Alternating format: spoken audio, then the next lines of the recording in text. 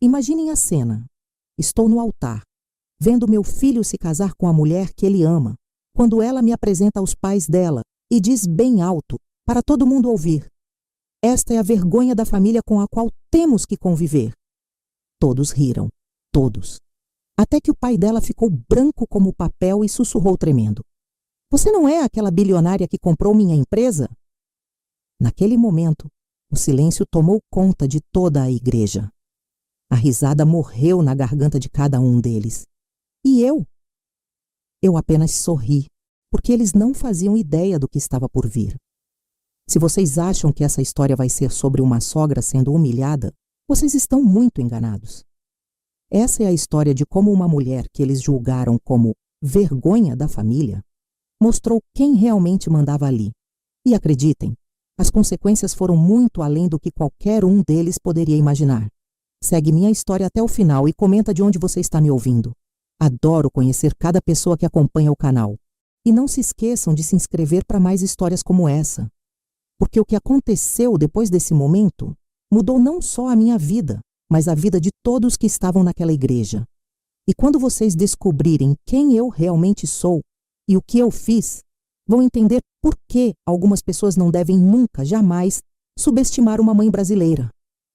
Meu nome é Margarida Thompson, tenho 65 anos, e durante 40 anos da minha vida, eu vivi na sombra do meu marido genial. Tomás era um homem brilhante, formado em engenharia pelo ITA, que tinha uma mente para números que eu nunca vi igual. Quando nos casamos em 1982, eu era apenas uma professora de matemática de escola pública em São José dos Campos, e ele estava começando uma pequena consultoria de tecnologia no fundo do quintal da nossa casa. Enquanto ele trabalhava 16 horas por dia criando soluções que revolucionaram a indústria automobilística brasileira, eu cuidava de tudo. Da casa, das contas, do nosso filho David, que nasceu em 1985, e principalmente dos investimentos que ele fazia com os primeiros lucros da empresa. Tomás tinha uma regra: Margarida, você tem talento para pessoas, e eu tenho talento para máquinas. Você cuida do dinheiro, eu cuido da tecnologia. E foi assim que aprendi, sem faculdade de administração, sem MBA, apenas observando e estudando sozinha como multiplicar cada real que ele ganhava.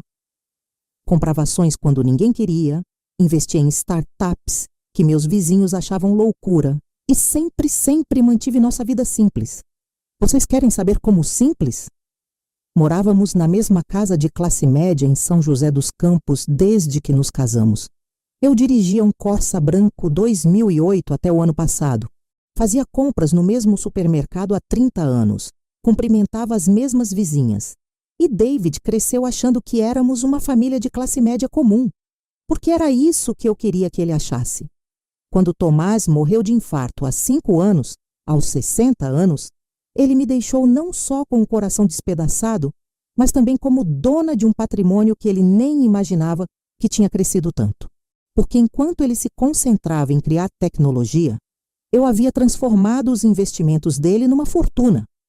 Uma fortuna que ninguém conhecia, porque eu sempre mantive tudo em sigilo absoluto.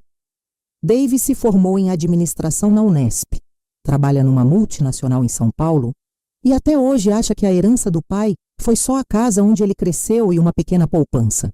Eu nunca contei a verdade porque queria que meu filho construísse a própria vida, que tivesse orgulho das próprias conquistas. Nunca quis que ele fosse aquele tipo de filho de rico que não sabe o valor do trabalho. Quando ele começou a namorar Samantha de Oliveira 2 anos atrás, eu já percebi que aquela menina tinha algo estranho. Ela era bonita, formada em administração pela FGV, falava 3 idiomas, mas havia alguma coisa no jeito como ela olhava para as coisas materiais que me incomodava. Uma vez, quando vieram me visitar, ela comentou sobre a simplicidade da minha casa, de um jeito que... Bem, uma mulher percebe essas coisas, mas David estava apaixonado e eu fiz o que toda mãe faz. Mordi a língua e torci para estar errada. Até que chegou o dia do casamento, numa igreja linda em Campos do Jordão, com mais de 200 convidados. A família dela toda ostentando, carros importados na porta, roupas de grife. E eu ali, com meu vestido simples comprado numa loja do centro de São José, sendo apresentada como a vergonha da família. O que eles não sabiam é que eu não era apenas a sogra simples que eles pensavam. Eu era a mulher que havia salvado a empresa do pai dela 3 anos antes, quando a Oliveira Holdings estava à beira da falência. E eu estava prestes a descobrir que aquela humilhação no casamento foi só o começo do que Samantha e a família dela tinham planejado para mim. Depois daquele momento constrangedor na igreja, quando Roberto Oliveira me reconheceu, a família inteira mudou comigo da água para o vinho. De repente, eu não era mais a vergonha da família. Samantha veio até mim toda sorridente e disse: "Sogra, que mal-entendido terrível! Eu estava brincando, você sabe como é nervosismo de noiva." Brincando? Gente, vocês viram a cara de desprezo que ela fez quando me apresentou? Aquilo não foi brincadeira. Mas eu fiz o que toda mãe faz no casamento do filho. Engoli o orgulho, sorri e disse que estava tudo bem. David veio me perguntar se eu estava magoada, e eu menti dizendo que não. O que eu ia falar? Que a mulher dele tinha acabado de me humilhar na frente de 200 pessoas? Era o dia mais feliz da vida do meu filho. Roberto Oliveira, o pai da Samantha, me procurou durante a festa e disse: "Dona Margarida, eu não sabia que a senhora era mãe do Davi. A senhora salvou minha empresa. Minha família deve muito à senhora." Ele estava claramente nervoso, suando até. E aí eu entendi. Ele nunca contou para a família que havia vendido 40% da empresa para uma investidora anônima. Eles não sabiam que a fortuna deles tinha vindo do meu dinheiro. Nos meses seguintes, Samantha começou a ser mais próxima de mim. Ligava toda semana. "Sogra, como a senhora está? A senhora não se sente sozinha naquela casa grande?" Casa grande?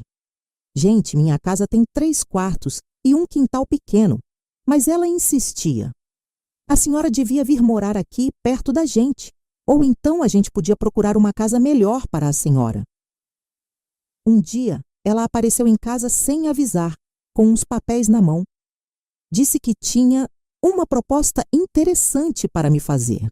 Sentou na minha mesa de jantar, a mesma onde eu e Tomás planejamos nossa vida toda, e falou: "Sogra, eu fiz uma pesquisa sobre investimentos familiares. A senhora sabia que pode otimizar os impostos criando um fundo familiar?" Otimizar impostos? Aquela menina de 28 anos querendo me ensinar sobre dinheiro? Ela continuou: "Eu conversei com um advogado especialista.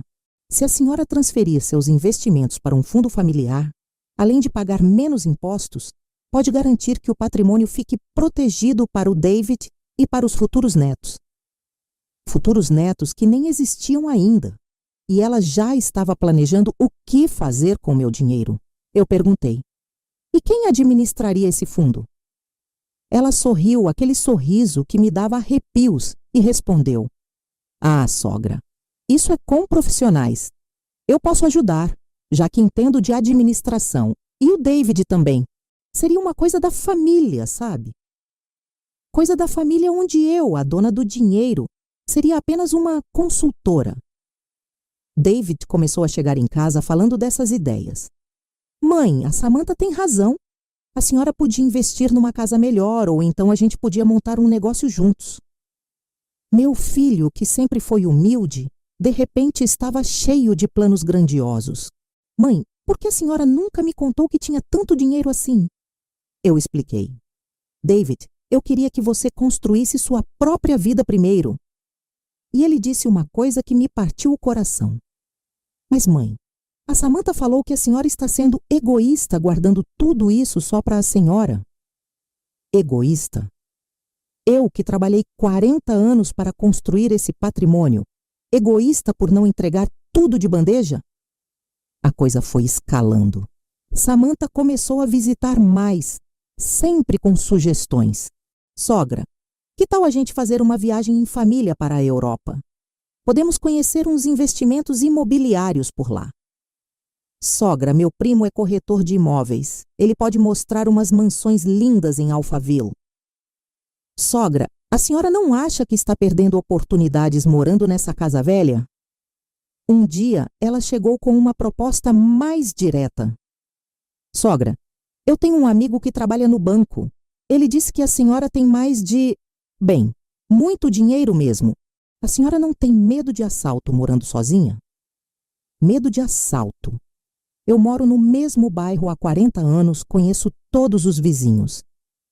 A gota d'água foi quando David chegou em casa e disse: Mãe, a Samantha está grávida. Eu fiquei radiante. Ia ser avó.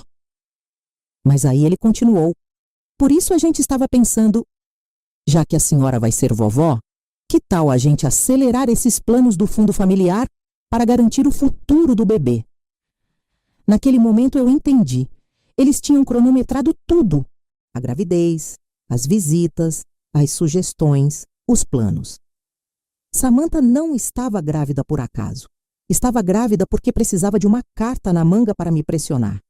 E o pior, ela estava usando meu próprio filho e meu futuro neto como instrumentos de chantagem emocional. Foi aí que eu tomei uma decisão. Era hora de descobrir exatamente quem era Samantha de Oliveira e o que ela e a família dela estavam realmente planejando. Porque uma coisa eu aprendi nesses 65 anos de vida. Quando alguém quer seu dinheiro, eles nunca param no primeiro não. E Samantha estava apenas começando. Na semana seguinte àquela conversa sobre o fundo familiar, eu tomei a decisão que mudaria tudo. Liguei para o escritório do Dr. Fernando Almeida, o advogado que cuidava dos meus investimentos há 15 anos. É um homem discreto, desses que não fazem propaganda, mas que conhece cada centavo que eu tenho e cada movimento que eu faço no mercado financeiro. Dr. Fernando, eu preciso de uma investigação completa sobre a família Oliveira. Roberto Oliveira, da Oliveira Holdings, a filha Samantha e a mulher Patrícia. Quero saber tudo. Situação financeira real, histórico de crédito, processos na justiça, tudo. Ele ficou surpreso, mas não fez perguntas. Em 15 anos de parceria, ele aprendeu que quando eu peço alguma coisa, é porque tenho motivos. Enquanto esperava o resultado, comecei a observar mais atentamente o comportamento da minha nora. Samantha vinha me visitar 3 vezes por semana, sempre com alguma novidade sobre investimentos. Um dia, ela chegou com um tablet mostrando apartamentos de luxo. Sogra, olha que lindo esse penthouse em Moema. O corretor disse que é um excelente investimento. Outro dia, sogra, que tal a gente abrir uma loja? Eu entendo de moda, a senhora tem o capital. O que mais me chamava a atenção era como ela sempre falava a gente. Como se meu dinheiro já fosse nosso dinheiro. E David, coitado, estava completamente encantado com a gravidez dela e com todos esses planos grandiosos. Mãe, a Samantha tem tantas ideias boas. Ela realmente entende de negócios? Uma tarde, Dr. Fernando me ligou. Dona Margarida, eu tenho um relatório. A senhora pode vir ao meu escritório amanhã? Pelo tom da voz, eu sabia que as notícias não eram boas. Ou melhor, eram ótimas para mim, péssimas para eles. No dia seguinte, sentei na poltrona de couro do escritório dele, no centro de São Paulo, e ouvi coisas que me fizeram entender tudo. Dona Margarida, a situação da família Oliveira é muito pior do que aparenta. Roberto Oliveira deve mais de 2 milhões de reais para fornecedores. A empresa só não faliu porque a senhora investiu nela 3 anos atrás. Sem esse dinheiro, eles teriam perdido tudo. E tem mais, continuou o Dr. Fernando. Patrícia Oliveira, a mãe da Samantha, gastou uma fortuna em tratamentos estéticos e viagens nos últimos 2 anos. Eles estão vivendo de aparência, mas a realidade é que dependem totalmente dos lucros da empresa, que agora são divididos com a senhora. A parte sobre Samantha foi a que mais me chocou. A menina tem um histórico interessante. Namorou 2 empresários antes do seu filho. Os 2 relacionamentos terminaram depois que as famílias descobriram que ela estava tentando se envolver nos negócios deles. Tem até um boletim de ocorrência de um ex-namorado acusando ela de ter tentado falsificar a assinatura dele em documentos bancários. Falsificar a assinatura? Minha nora tinha tentado falsificar a assinatura? E teve a coragem de vir na minha casa falar sobre otimizar impostos e proteger o patrimônio familiar. Doutor: Fernando, e sobre a gravidez dela? Ele suspirou. Dona Margarida, pelo que conseguimos apurar, ela não está grávida. Foi ao médico 3 vezes no último mês, sempre acompanhada de uma mulher mais velha, provavelmente a mãe. Mas os exames que conseguimos rastrear são todos negativos. Naquele momento tudo fez sentido. A mentira da gravidez para me pressionar. Os planos do fundo familiar. As visitas constantes. A mudança súbita de comportamento depois que Roberto me reconheceu no casamento. Eles haviam descoberto que eu era a investidora anônima que salvou a empresa deles. E agora queriam uma fatia maior do que já tinham. Mas o que eles não sabiam é que aqueles 40% da Oliveira Holdings eram apenas uma pequena parte do meu patrimônio. Eu tinha investimentos em 17 empresas diferentes, propriedades em 5 estados e um portfólio de ações que rendia mais por mês do que Roberto Oliveira ganhava por ano antes de eu salvá-lo da falência. Saí daquele escritório com uma sensação estranha. Não era raiva, não era tristeza. Era uma clareza absoluta sobre o que eu precisava fazer. Samantha e a família dela me viram como uma velha sozinha e ingênua, fácil de manipular. Eles acharam que poderiam me usar como um banco particular da família. O que eles não sabiam é que eu não era apenas a viúva simples que aparentava ser. Eu era uma investidora que havia construído um império nos bastidores, que conhecia cada estratégia de manipulação financeira, porque já havia visto todas elas no mundo dos negócios. E agora, finalmente, ia mostrar para eles quem realmente mandava nesse jogo. Cheguei em casa e liguei para David. Filho, marca um jantar aqui em casa no sábado. Chama a Samantha. Está na hora da mamãe conhecer melhor a minha nora. Ele ficou todo feliz. Que bom, mãe. A Samantha vai adorar ter uma conversa mais íntima com a senhora. Conversa íntima? Pode deixar que ia ser bem íntima mesmo. Durante toda aquela semana que antecedeu o jantar, eu me transformei numa atriz. Continuei sendo a sogra simples e acolhedora que Samantha esperava ver. Quando ela me ligava, eu falava com aquela voz mansa. Oi, minha querida, como está o bebê? Bebê que não existia, mas ela continuava mentindo. Ah, sogra, enjoando muito, mas o médico disse que é normal. David vinha me visitar mais vezes, todo preocupado com minha solidão. Mãe, a Samantha disse que a senhora anda meio estranha. Está tudo bem? Eu sorria e respondia. Filho, estou só pensando em tudo que vocês falaram sobre o futuro. Talvez vocês tenham razão mesmo sobre esse negócio de otimizar os investimentos. Vocês não imaginam como foi difícil fingir que estava considerando entregar meu patrimônio para eles, mas eu precisava que Samantha se sentisse segura, que achasse que o plano dela estava funcionando. Enquanto isso, eu trabalhava nos bastidores como uma estrategista de guerra. Liguei novamente para Dr. Fernando. Doutor, eu preciso de mais informações. Quero saber exatamente quanto a família Oliveira deve, para quem devem, e qual é o prazo para quitar essas dívidas. Também pedi para ele contactar meus outros advogados, porque eu ia precisar de uma equipe jurídica completa para o que estava planejando. O que vocês não sabem é que durante esses 40 anos de investimentos, eu aprendi uma coisa fundamental. Informação é poder. Então comecei a coletar cada detalhe sobre Samantha que eu conseguia.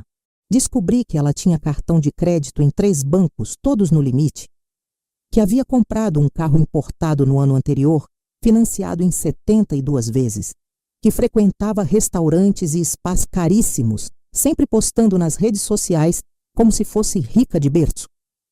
Dr. Fernando me trouxe um relatório ainda mais detalhado. Dona Margarida, Roberto Oliveira tem um prazo até dezembro para quitar uma dívida de R$800 mil com o BNDES. Se não conseguir, pode perder o controle acionário da empresa. Dezembro! Faltavam apenas 4 meses. E adivinhem quem era a sócia que poderia assumir o controle total se ele não quitasse? Exato, eu! Mas a informação mais valiosa veio de uma fonte inesperada. Minha vizinha, Dona Rosa, que trabalha como faxineira em Campos do Jordão, me contou algo interessante.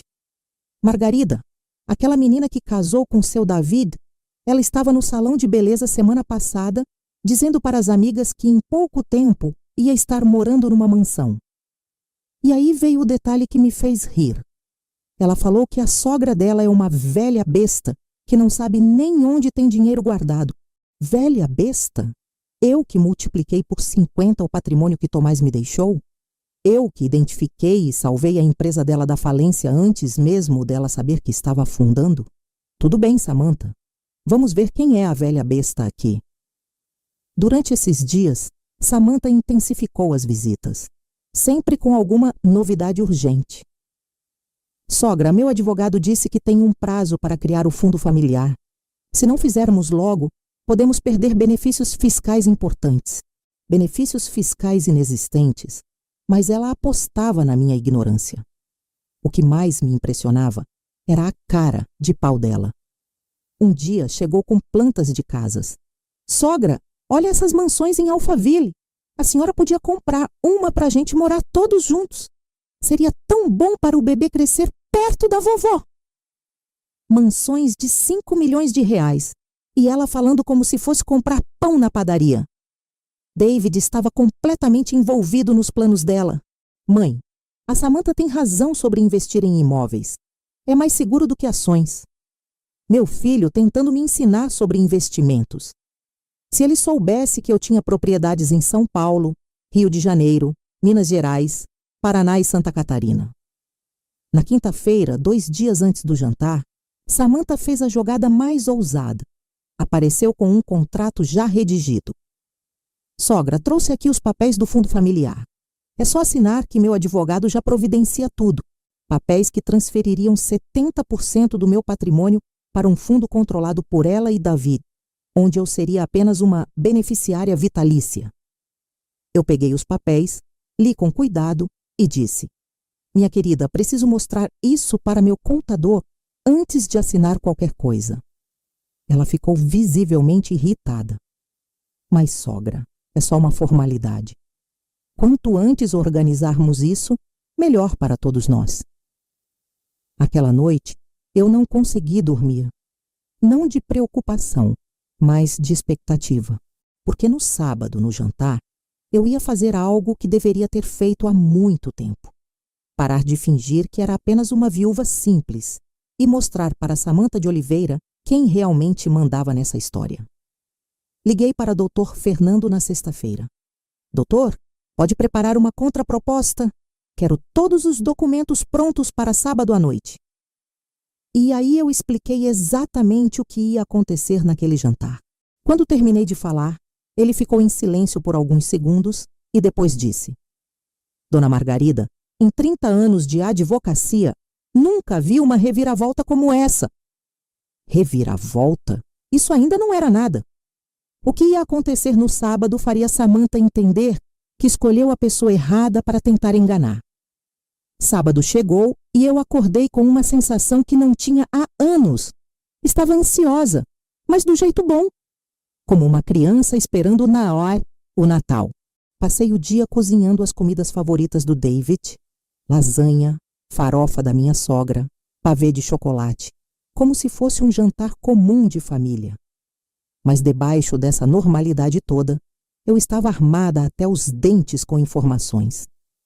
David e Samantha chegaram pontualmente às 7 da noite. Ela veio toda produzida, vestido de grife, bolsa cara, salto alto, para um jantar caseiro na casa da sogra. Oi, sogra, como a senhora está? Me cumprimentou com aquele sorriso falso que eu já conhecia tão bem. Estou ótima, minha querida. E como está o bebê? Perguntei, olhando diretamente nos olhos dela. Por um segundo ela vacilou, mas logo se recuperou. Enjoando muito ainda, mas é normal do primeiro trimestre. Durante o jantar, a conversa ficou superficial. David falando do trabalho, Samantha elogiando a comida, eu fazendo o papel de sogra amorosa. Mas eu percebi que ela estava impaciente. Várias vezes olhou para a bolsa onde estava o contrato do fundo familiar. Depois da sobremesa, ela finalmente fez a jogada. Sogra, a senhora já teve tempo de conversar com seu contador sobre aqueles papéis que trouxe? Eu disse que sim. E então, o que ele achou? Foi aí que comecei. Sabe, Samantha, meu contador achou muito interessante. Principalmente a parte onde 70% dos meus investimentos seriam transferidos para um fundo controlado por vocês. David arregalou os olhos. 70%? Samantha, você não tinha dito que era só para organizar melhor os investimentos? Samantha ficou vermelha. David, é só uma questão técnica. Sua mãe continuaria sendo a principal beneficiária. Eu sorri. Principal beneficiária do meu próprio dinheiro. Que generosidade! Mas, sogra, ela tentou se recompor. É para proteger o patrimônio da família, para garantir o futuro do nosso filho. Foi aí que eu larguei a primeira bomba. Que filho, Samantha? O silêncio na sala foi absoluto. David olhou para mim, depois para ela. Mãe, do que a senhora está falando? David, sua esposa não está grávida. Nunca esteve. Tirei da gaveta os laudos médicos que Dr. Fernando havia conseguido. Estes são os exames que ela fez nas últimas semanas. Todos negativos. Samantha levantou da cadeira. Isso é uma violação de privacidade. A senhora não tem o direito de investigar minha vida médica. Eu tenho o direito de me proteger de fraude, Samantha. E mentir sobre gravidez para extorquir dinheiro é fraude. David estava branco como papel, olhando os exames. Samantha, isso é verdade? Ela tentou negar. David, são exames antigos. Eu descobri a gravidez depois. Mas eu já estava preparada para essa desculpa. Os exames são da semana passada, Samantha. A data está aqui. David se levantou. Você mentiu sobre estar grávida? Por quê? Por quê? Eu respondi por ela. Ela precisava de uma forma de me pressionar a entregar meu dinheiro. Aí, eu coloquei na mesa o relatório completo que Dr. Fernando havia preparado. Vocês querem saber por que Samantha tem tanta pressa com esse fundo familiar? E aí eu comecei a ler. Samantha de Oliveira. Cartões de crédito em 3 bancos, todos no limite máximo. Financiamento de um BMW em 72 vezes. Dívidas em 5 lojas de roupas de grife. David pegava cada documento incrédulo. E tem mais. Roberto Oliveira deve R$800 mil ao BNDES. Prazo para quitação, dezembro deste ano. Se não pagar, perde o controle da empresa. Samantha estava cada vez mais pálida. Patrícia Oliveira gastou R$200 mil em tratamentos estéticos nos últimos 2 anos, tudo financiado. David explodiu. Samantha, sua família está quebrada. Ela tentou se defender. David, todo empresário tem dívidas, é normal. Normal é, eu concordei. O que não é normal é tentar enganar a sócia que salvou a empresa da falência. Aí veio a segunda bomba. David, você sabia que eu sou dona de 40% da empresa do pai da Samantha? Como assim, mãe? 3 anos atrás, quando a Oliveira Holdings estava à beira da falência, eu investi R$2,5 milhões na empresa através de um fundo de investimento anônimo. Sem esse dinheiro, Roberto teria perdido tudo. David me olhava como se estivesse vendo um fantasma. Samantha tentou uma última cartada. Sogra, isso não muda nada. Somos família agora. Família? Eu ri. Samantha, você me chamou de vergonha da família no seu próprio casamento. Você disse para as amigas no salão de beleza que eu sou uma velha besta que não sabe onde tem dinheiro guardado. Isso é o que você chama de família? Ela ficou boquiaberta. Como a senhora... Como eu sei? Porque eu não sou a velha ingênua que vocês pensaram que fosse. Foi aí que eu soltei a bomba final. Vocês querem saber quem eu realmente sou? Eu sou proprietária de investimentos em 17 empresas. Tenho propriedades em 5 estados. Meu portfólio de ações vale mais do que toda a fortuna que a família Oliveira já teve na vida. David estava paralisado. Mãe, a senhora é rica? Não, filho, eu não sou rica. Eu sou muito rica. E sua esposa descobriu isso e decidiu que era mais fácil me enganar do que trabalhar honestamente. Samantha tentou uma última vez. David, ela está mentindo. Olha onde ela mora, o carro que dirige. Eu moro na mesma casa há 40 anos porque escolhi morar aqui, Samantha. Porque não sou obrigada a provar nada para ninguém ostentando coisas caras. Peguei meu celular e mostrei o extrato da conta. Quer ver o saldo da minha conta corrente? Quando David viu os números na tela, ele sentou pesadamente na cadeira. Mãe, por que nunca me contou? Porque eu queria que você fosse um homem de caráter, filho. Que valorizasse o trabalho, a honestidade. E você é. O problema é que você se casou com alguém que só vê cifras quando olha para as pessoas. Naquele momento, Samantha desabou. Começou a chorar. Tá bom, é verdade, minha família está falida. Eu pensei que se eu me casasse com David. Você pensou que podia me usar como banco particular da família. Eu me levantei e fui até ela. Samantha, você é uma menina inteligente, formada, bonita. Podia ter construído uma vida honesta, mas preferiu mentir, manipular e tentar me roubar. David estava destruído. Samantha, você se casou comigo pelo dinheiro da minha mãe? Ela não respondeu. Não precisava. A resposta estava estampada na cara dela. Foi aí que eu fiz minha última jogada. Samantha, vou fazer uma proposta. Uma única vez, uma única chance. Coloquei um envelope na mesa. Dentro deste envelope tem um cheque de R$500 mil. Você pega esse dinheiro, assina o divórcio e sai da vida da minha família para sempre. Ou então a gente resolve isso na justiça, onde eu tenho provas de tentativa de fraude, extorsão e falsidade ideológica. Ela olhou para o envelope, depois para David. David! Não, ele disse. Não fala mais nada. Pega o dinheiro e vai embora. E foi assim que Samantha de Oliveira descobriu que escolheu a pessoa errada para tentar enganar. Samantha pegou o cheque. Nem olhou para David, nem tentou se explicar mais. Assinou os papéis do divórcio que Dr. Fernando havia preparado, pegou a bolsa e saiu da minha casa sem dizer uma palavra.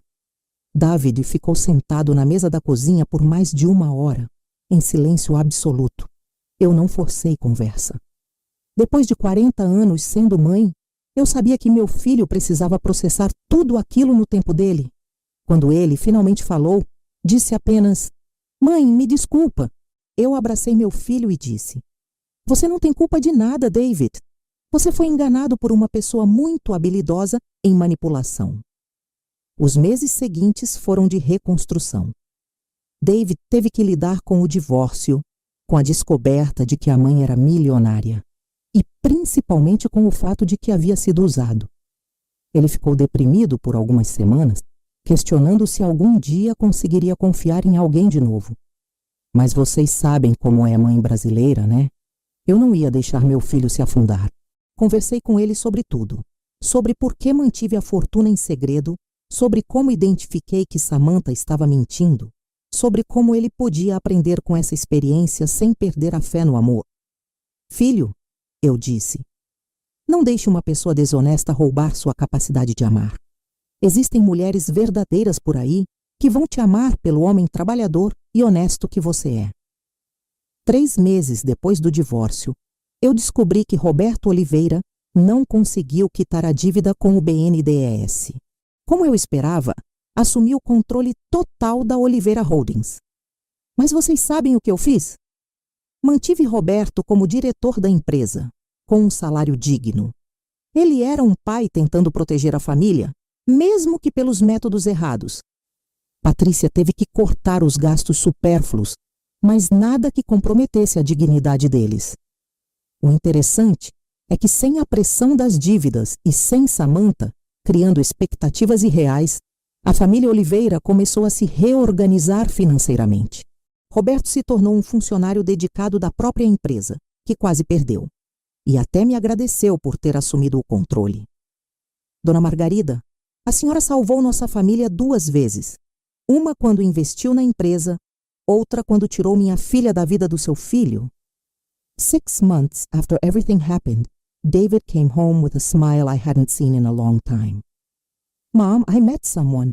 Her name was Sarah. She was an elementary school teacher, 32 years old, divorced with a 6-year-old daughter named Alice."